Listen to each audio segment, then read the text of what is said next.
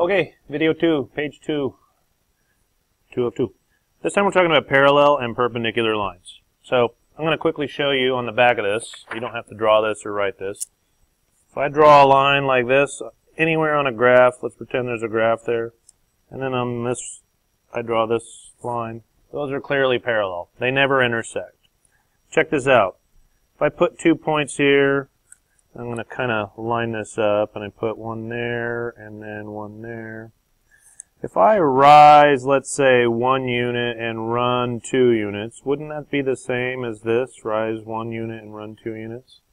That's the whole point of parallel lines.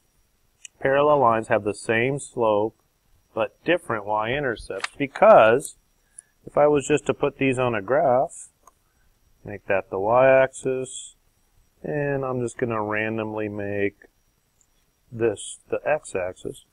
Clearly, these don't hit the y-axis at the same point. So they have the same rise and run, but a different y-intercept. One would be here or here. Now, if they had anything other than that, they wouldn't be parallel. Okay. Now, perpendicular lines are things that intersect at a right angle. Perpendicular lines are like the corner of this paper. Perpendicular lines are like this angle that I just drew here. A right angle is perpendicular. So perpendicular lines have slopes that are opposite reciprocals. And you know what opposite means. Opposite means that if one's positive, it's negative. Reciprocal means that you have a fraction and you reverse this positions. The top becomes the bottom becomes the top. Okay, so let's do these quick 4 examples. You're going to find this very easy compared to the last page that you just did. Excuse me.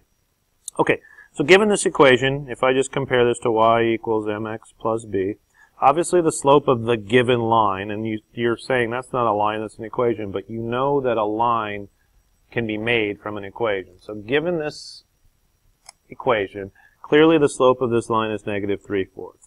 Well, parallel lines have the same slope.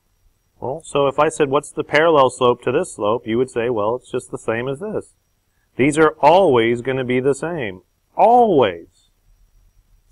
The only trick is, then, what's the perpendicular slope?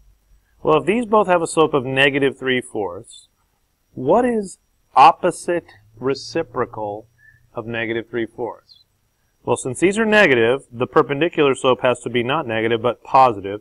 And what's the reciprocal of 3/4 is 4/3.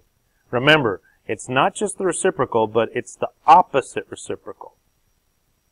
Okay, let's try number 2. Number 2, y equals x minus 2. Well, you, by this time, know that the slope of this is 1, right?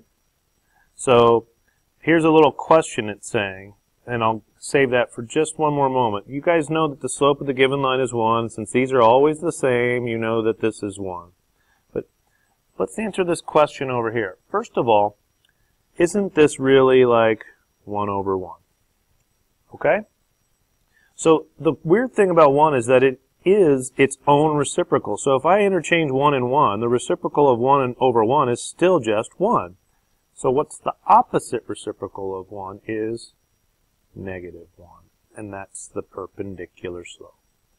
So remember, opposite means positive becomes negative or negative becomes positive. But this one's unique because the reciprocal of 1 is itself. It's the only number in the world that actually has that. Okay, so on the other side, we learned that this isn't in slope-intercept form. As it says in big words here, you have to isolate y first. So let's go over here. Let's rewrite this as 2y equals, instead of x, you know that it's really 1x plus 6. So as we did on the other side of your classwork, you know that you had to get y by itself. So there's a 2 that we have to do what with? And hopefully you're saying to yourself, divide everything by 2. Now we've got y equals 2/2 becomes 1y.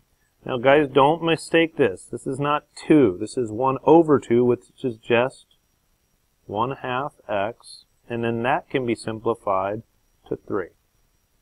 So now if this is our given line, this guy's given, what's the slope of this line? 1/2. Obviously, whenever you write the given slope, the parallel slope is the same thing. Okay? What is the opposite reciprocal of a half? This is positive, so it's negative.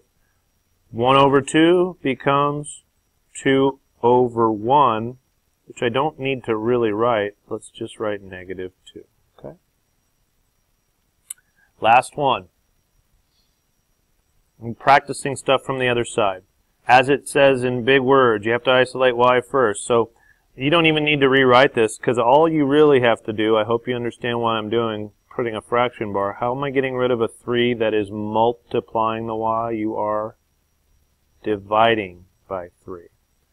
So now our given line is y equals 2/3. Can't simplify it, just leave it. 2/3 x plus 6 over 3 is really just 2.